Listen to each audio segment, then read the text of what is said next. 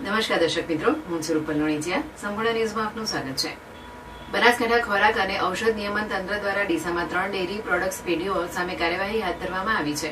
તપાસ દરમિયાન પરિવાર કવિરાજ અને શ્રેષ્ઠ બ્રાન્ડના ઘીના નમૂના લેવામાં આવ્યા હતા અને કુલ 1444 કિલોગ્રામ ઘીનો આશરે ₹8,28,490 જથ્થો જપ્ત કરવામાં આવ્યો હતો. પાલનપુર વર્તુળ કચેરીના ખોરાક અને ઔષધ નિયમન તંત્ર દ્વારા શંકાસ્પદ ઘીની તપાસ માટે વિશેષ ઝુંબેશ હાથ ધરવામાં આવી હતી. Senior food safety officer HV Gurjar, food safety officer ML Gurjar અને ફૂડ ઇન્સ્પેક્ટર ES પટેલની ટીમે ડીસા વિસ્તારમાં ઘીનું ઉત્પાદન તથા વેચાણ કરતી 3 પેઢીઓની તપાસ કરી હતી. તપાસ દરમિયાન food safety and standard act 2026 હેઠળ કુલ 4 નમૂના લેવામાં આવ્યા હતા. સાથે જ તપાસમાં સામે આવ્યું હતું કે સંબંધિત પેઢીઓ માન્ય પરવાનગી વિના ધંધો ચલાવી રહી છે.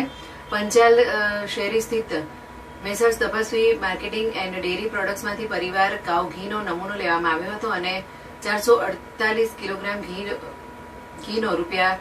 ₹2.68 લાખથી વધુનો જથ્થો જપ્ત કરાયો હતો. બનાસ ઇન્ડસ્ટ્રીયલ એરિયામાં આવેલી બહુચર ડેરી પ્રોડક્ટ્સમાંથી કવિરાજ કાઉ ઘીનો નમૂનો લઈ 449 કિલોગ્રામ ઘીનો ₹2.51 લાખથી વધુનો જથ્થો સીઝ કરવામાં આવ્યો છે.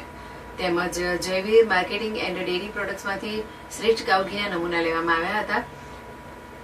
તંત્ર દ્વારા સમગ્ર મામલે food safety and standard act 2004 હેઠળ જવાબદારો સામે કાયદેસરની કાર્યવાહી હાથ ધરવામાં આવી છે.